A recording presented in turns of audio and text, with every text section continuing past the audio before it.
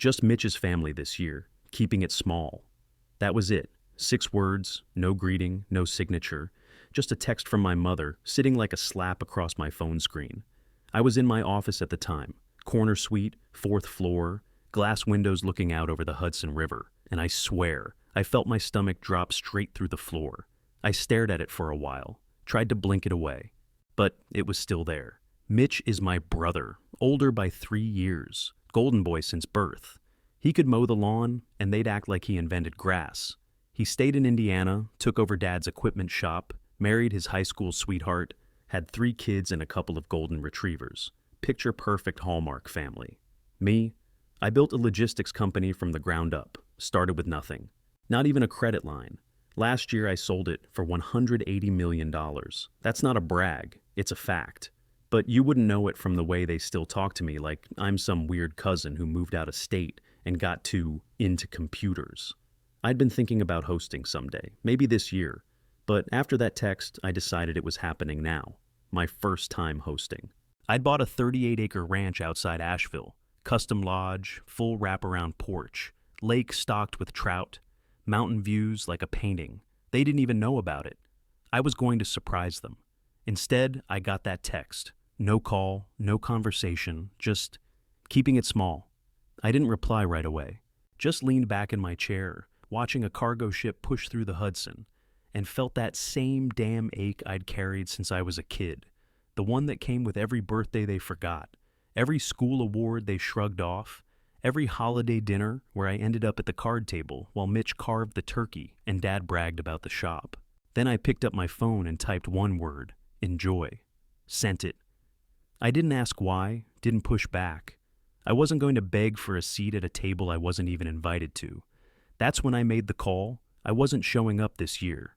Not to sit in silence while they doted on Mitch like I didn't exist. I was done playing the quiet role. Quick note, before listening, share which city or country you're watching from. I wasn't going to be left out again, not after everything I built. I'd celebrate my way this time, and they'd find out, one way or another, just how small I wasn't. The truth is that text from my mom wasn't new. It was just louder. Growing up in Fort Wayne, Indiana, I got used to being the other son. Mitch had his photo in the paper by the time he was 16. Local star QB leads Northside to playoffs. He'd walk into the diner on State Boulevard and get free pie. People slapped him on the back, asked about the game, called him a natural. Me, I was the quiet one.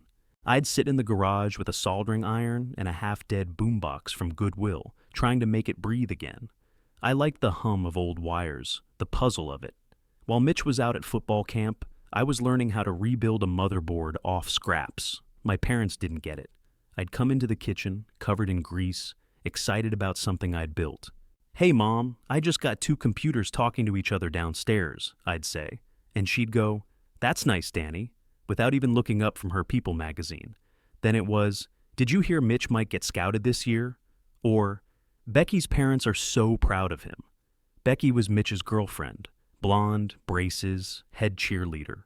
She used to wave at me when she came over, but never said more than hi. I don't blame her. I wasn't part of their world. Even when I got into Georgia Tech, full ride, engineering scholarship, Dad didn't blink. "Georgia's far," he said. "You sure you wouldn't rather stick closer to home like Mitch did? He's already working part-time at the shop. Could use the help." That was the first time I realized they didn't see me. Not really. At family dinners, I'd talk about my classes or the projects I was working on. And within 10 seconds, Mom would cut in, "Oh, Mitch is thinking of expanding the shop. He's so good with people. Every damn time." And somehow, I always ended up at the kids' table, next to the cousins who still thought the internet was just email. I was right there, and still invisible. They forgot my birthday once. I was 22. Called home, and Mom said, "Oh no, was that today?" She promised to make it up to me, but it never came. What did show up a few weeks later was a Christmas card with a photo of Mitch's family in matching sweaters. No note, just the card. I kept it. Not because I cared, but because it reminded me how easy it was for them to leave me out. Years later, I'd hear my parents telling people, "Mitch took over the family business. He stayed local, raised his kids right." They never mentioned what I was doing, not the company I was building, not the contracts I landed, not the teams I led, just silence. I remember once I flew back for a family BBQ. I was already running my first logistics startup, burning out, trying to make payroll every week. I brought Mom a handmade wooden jewelry box I picked up in Colorado. "Thought of you when I saw it," I said, like I wasn't even there. Those years stacked up, little cuts that built into something heavier. I didn't say much, just kept working. Built my own life in pieces, moved city to city, slept in tiny apartments, never missed a holiday at home, but never really felt home either. And no matter how far I got, how much I grew, I stayed that kid in the garage. The other one. The quiet one. The one they never bragged about. By the time I turned 24, I was sleeping on an air mattress in a one-room flat off Delmar Boulevard in St. Louis. Paint peeling off the windowsills. Radiator that rattled like it had asthma. No AC. I'd eat canned chili 5 nights a week and spent the other 2 debating whether I could afford eggs and toast. Didn't matter. I was building something. I was running freight on the side, just enough cash to keep my internet on, and writing code at night, sketching out an app that could predict supply chain delays for small hospitals. At the time, it sounded dumb. Nobody cared about that kind of stuff until the shelves were empty. But I saw it coming. All it took was one broken link in the chain, and people died waiting for ventilators. I worked 14-hour days, lost track of weekends, I missed birthdays, broke up with a girl who wanted me to be more present, and drank way too much gas station coffee. I failed twice. Once because I took on the wrong investor. The second time because we tried to scale too fast. Nearly lost everything. But I didn't miss payroll. Not once. My guys stuck with me because they knew I'd bleed before I let them go hungry. It wasn't just a job. We were building a lifeline. When COVID hit, hospitals started calling. Fast. Suddenly, everyone needed what we had. Real-time rerouting of medical supply deliveries. We could track a shipment of blood bags from Tennessee and redirect it to a trauma unit in Chicago before the nurses even knew they were running low. We were the back-end heroes, invisible and necessary. By year 2, we were running logistics for 37 hospital systems across 3 states. I didn't sleep. I was living on adrenaline, spreadsheets, and takeout. Then came the offer. A Fortune 100 company wanted to acquire us. At first, I didn't believe it. I thought it was a phishing scam. But the numbers were real. So was the wire transfer. When the ink dried, I had more money in my account than I knew what to do with. Enough to retire 3 times over. Enough to disappear if I wanted to. So I did. I bought a ranch. 38 acres outside Asheville, North Carolina. Secluded, clean air, room to breathe. I didn't tell a soul. It was just me and a builder I trusted. No architects with expensive shoes, no developers trying to maximize square footage. Just a blank stretch of land, trees thick as molasses, and the sound of wind. We spent 18 months on it. Timber frame, exposed beams, stone fireplace big enough to stand in. A great room with glass walls that looked out onto the lake I had dug and stocked with trout. Every window was placed to catch morning light. The kitchen had custom counters made from black walnut slabs we cut down right there on the property. I handpicked every piece of it, not for flash, for peace. People think money changes you. It doesn't. It reveals what you were chasing before you had to count pennies. For me, that was quiet. Control. Something that couldn't be taken, dismissed, or forgotten.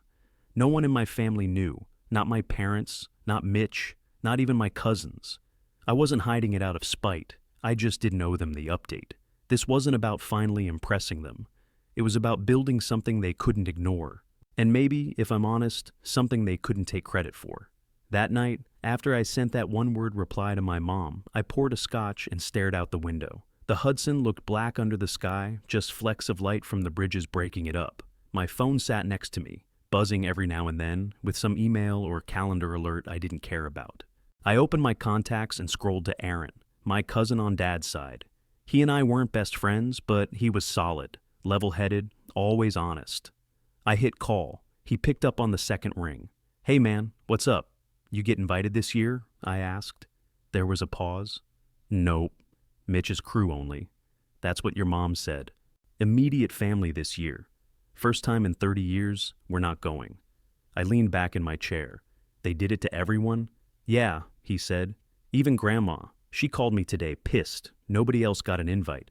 My jaw clenched. This wasn't just about me anymore. They'd cut the entire family out like dead weight, just to make room for Mitch and his dog and pony show. You want to do something else? I asked. I mean, somewhere better? Where? Everything's booked.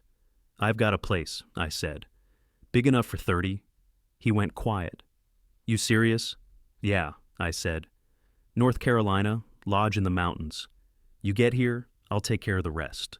He let out a low whistle. Damn, Danny. Okay. Let me talk to Kayla. Within 20 minutes, he texted back. We're in. By the next morning, I had 10 RSVPs. Then came more. 3 cousins said they'd bring their wives and kids. 1 offered to smoke a turkey. Aunt Lila wanted to know if she could bring her famous apple pie, but it was Grandma's call that sealed it. She didn't even say hello. Just, tell me when to pack. That hit me harder than I expected, because in all those years of being sidelined, I don't think anyone had ever asked to come to me for a holiday. They just assumed I'd show up and fit into whatever seat was left over. Not this time. I spent the next day mapping out room arrangements, texting cabin rentals nearby, calling in favors. I didn't care what it cost. I wanted them all to be comfortable. I wanted it to feel like a real Thanksgiving, not some sad little exile potluck. Aaron texted again. You sure we're not intruding? I shot back. You're the damn guest of honor. He sent a thumbs up, then added, can't wait to see what you've built. Neither could I, because for once, it wasn't about proving anything. It was about finally choosing who I wanted at my table. I flew out to Asheville a week early, landed just before sunset. The mountains were washed in orange light, and the air smelled like pine and cold dirt. First thing I did was drive straight to the ranch, windows down, letting it hit me. I'd really pulled this off. My estate manager, Tom, met me at the front steps with a clipboard and a walkie clipped to his belt. We're feeding 30, I told him, and I want it done right. Got it, he said. We already confirmed the chef. Do you want past hors d'oeuvres or buffet style? Neither. I want family style, big plates, full table. We went room by room. Each guest bedroom got a deep clean, fresh linens, baskets with custom touches, bourbon and smoked almonds in Uncle Ray's room, crossword books and a magnifier lamp in Aunt Lila's, toy trucks and dinosaur gummies for the twins. I didn't want anyone showing up and feeling like an afterthought. We hired a local chef with Appalachian roots. She brought her own cast iron pans, said Grace before starting prep, and nearly cried when I showed her the kitchen. By Tuesday, the cabins were booked and stocked, firewood stacked, hot cider on tap. I made sure the great room had enough seating and checked that the surround sound worked for Grandma's old jazz CDs. And on Thursday morning, they started to roll in. First was Aaron, driving a rented SUV with Kayla and their 2 kids. He stepped out, stared at the lodge, and just said, "Holy shit," I grinned. "You made it." He shook his head, still looking up at the beams. "This is yours?" "Yeah, it's mine." After that, it was like a parade. Eli showed up with his new girlfriend, first time anyone had met her. He walked through the front door, mouth open, and said, "I thought you were still doing IT stuff." I laughed. "I was. Now I do this." Uncle Ray gave me a bear hug and whispered, "You always were the dark horse." Aunt Lila cried when she saw her room and said, "No one's made me feel this welcome in years." I kept moving, greeting, pouring drinks, answering questions. Every face that came through that door reminded me how long it had been since any of us were treated like we mattered. By 5 o'clock, the house was alive. Kids racing down the hallway, someone strumming a guitar on the back deck, Eli starting a fire pit out by the lake. You could hear laughter through every wall, and then we sat down to eat. The long table filled the great room, candles flickering, bowls passed hand to hand. No kids' table, no toast from Dad, just all of us, equal, welcome, fed.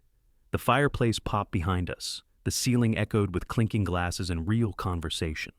I looked down the line and saw 30 people who'd been brushed aside just like I had, and not one of them looked bitter. They looked home. Halfway through dessert, Grandma leaned over and tugged my sleeve. "Come here, Daniel." I followed her out to the entry hall where it was quiet. She took my hand. "You gave us back Thanksgiving." I opened my mouth, but she kept going. "We needed this more than you know. You could have shut us all out and no one would have blamed you, but you opened your doors instead. That takes guts." Her voice cracked, but she didn't cry. Just gave my hand a squeeze, then walked back in like nothing happened. I stood there a second, letting that settle. Not because I needed the praise, but because it felt like a damn breakthrough. This wasn't Mitch's house, or my parents'. This wasn't a rented hall or a potluck in a church basement. This was mine. And for the first time in my life, they came to me. The morning after Thanksgiving, I woke up to my phone vibrating nonstop on the nightstand. 6 missed calls from Mom, 3 from Dad, 1 text from Mitch that just said, "Really classy move." No one said a word all year, and now suddenly they were all blowing up my phone like I'd stolen something. I tossed it on the bed and went downstairs. By then, most of the crew was already up, eating breakfast burritos and pouring coffee. Aaron had mapped out a hiking trail by the lake. Aunt Lila was setting up a card table for a puzzle. It felt like a Saturday at summer camp. When they left for the hike, I finally grabbed a mug and slipped into the library. Dark wood walls, leather chairs, big window looking out over the water. I sat down, took a sip, and called Mom. She picked up on the first ring. "Daniel," she snapped, "why didn't you tell us? Everyone's talking about your house, your event. Even the pastor mentioned it in his sermon this morning." I didn't flinch. "You said you were keeping it small, so I made other plans." "That wasn't about you," she said quickly. "We just thought you'd be busy. You're always working, and Mitch's family was easier to coordinate. So you just cut out the rest of the family?" She exhaled hard like I was being unreasonable. "You're blowing this out of proportion." From the next room, I heard Grandma's chair creak by the fire. Then her voice, "Put them on speaker, Danny." I didn't hesitate. Hit the button. "What's this about?" Dad's voice came through. Grandma didn't wait. "Robert, Judy, you've ignored this boy his whole life. Acted like he was some quiet problem you didn't know what to do with. Now you're shocked he built something without you? Be grateful he still let the family in." Dead silence. I leaned forward, not saying a word. Grandma kept going. "You ever think maybe if you'd made space for him at your table, you'd be at his now?" More silence. Then Dad muttered, "That's not fair." "No," she cut in. "What's not fair is how he got treated all these years." Mom finally spoke again, voice lower now. "I didn't mean to hurt anyone." "Then listen for once," Grandma said. "This isn't about a dinner. It's about who you show up for."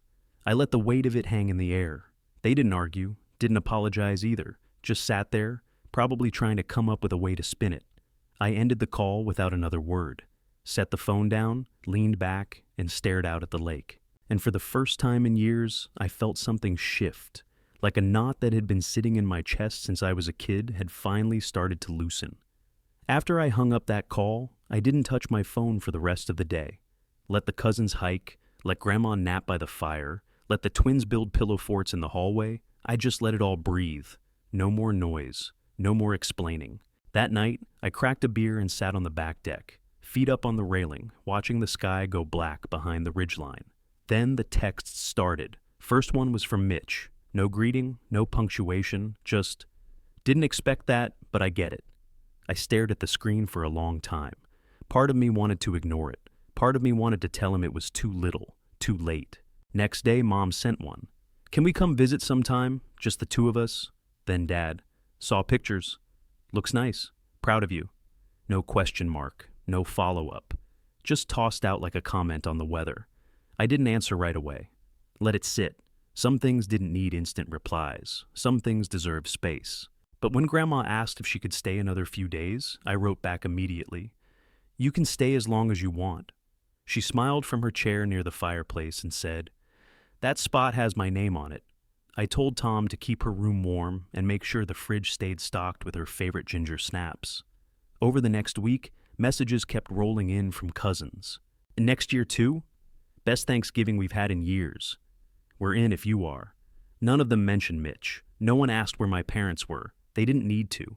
This wasn't about who wasn't there anymore. It was about who showed up. Eli called me one night.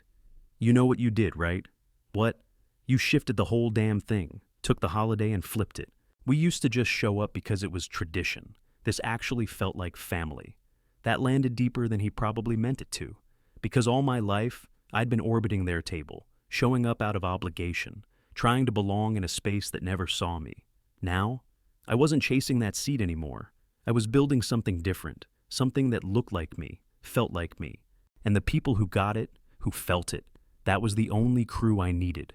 Christmas rolled around, and for the first time in a long time, I invited the old crew back. Just them, my parents, Mitch, Catherine, his wife. No big guest list, no cousins, no aunts, no uncles. I wasn't about trying to impress anyone. I wanted to see if they could meet me where I was now. They showed up a few days before Christmas Eve, all packed into Mitch's SUV, looking like they were driving into a whole new world. I met them at the door. Mitch stepped out first, just like I knew he would. That look on his face, the same one he used to get when he saw someone else's success.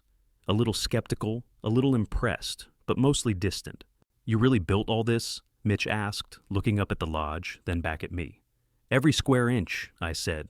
No pride, no apology, just fact. Mom and Dad didn't say much at first, just glanced around like they didn't know where to put their eyes. I watched them. The tension in their shoulders, the way they couldn't quite settle into the space. Like they didn't belong. Like I didn't belong in their world anymore. We had dinner in the great room. No fancy silverware. Just family-style plates, roast beef, mashed potatoes, a few bottles of wine. The conversation started slow, like we were all strangers trying to find common ground. But then it started shifting. We talked, really talked. No small talk, no weather reports, no Mitch talking about his shop. We went deep, about business, about resentment, about all the times I'd shown up and still felt like I was invisible. Dinner got real. We talked about old wounds, the times I felt invisible. It wasn't easy, but they listened. Mitch didn't say much. He listened, but he wasn't the talker. He'd never been. I figured he was just thinking through it all, figuring out where he fit into this new version of me. After dessert, when everyone was standing up to leave, Mitch pulled me aside. Didn't say a word at first, just put out his hand. I shook it, and before I could pull away, he said, "You did good, Danny, real good." It wasn't much, but it was enough. They left later that evening, Dad shaking my hand, Mom giving me a half hug. It wasn't perfect, but it was a start, a small one.